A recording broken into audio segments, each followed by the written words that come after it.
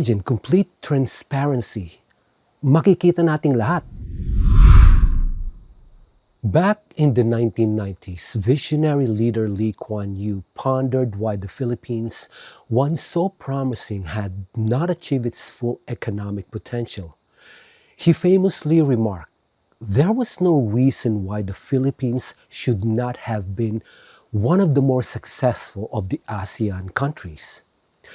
Fast forward to today and a new proposed legislation, the Philippine National Budget Blockchain Act, offers a powerful beacon of hope, making Lee Kuan Yew's assessment feel more attainable than ever. This act proposes using blockchain technology to manage the national budget. Imagine complete transparency. Makikita nating lahat.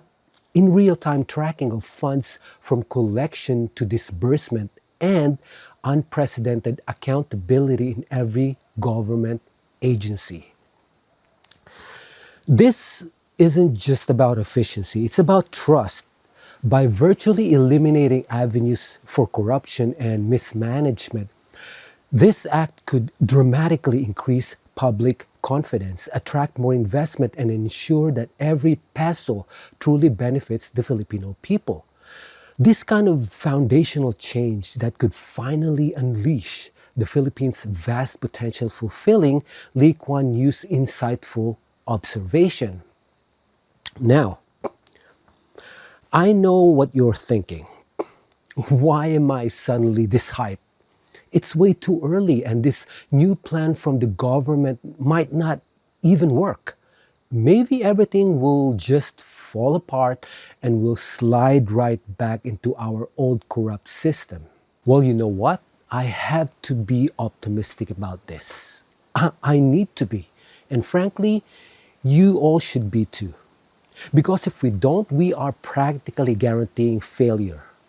We're handing the keys back to the problem. We can be in control technologically, but only if we step up. We have to be the watchdogs for this proposed system the moment it passes.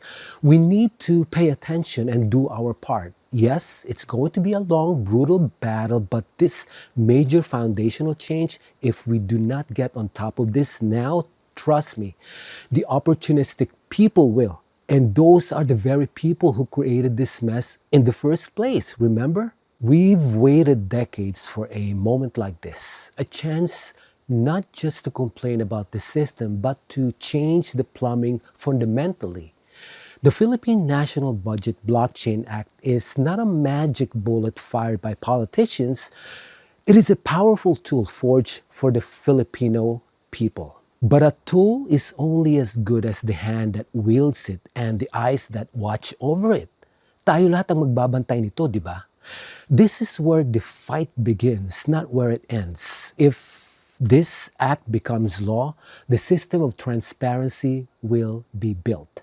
But who verifies the data? Who tracks the wallets?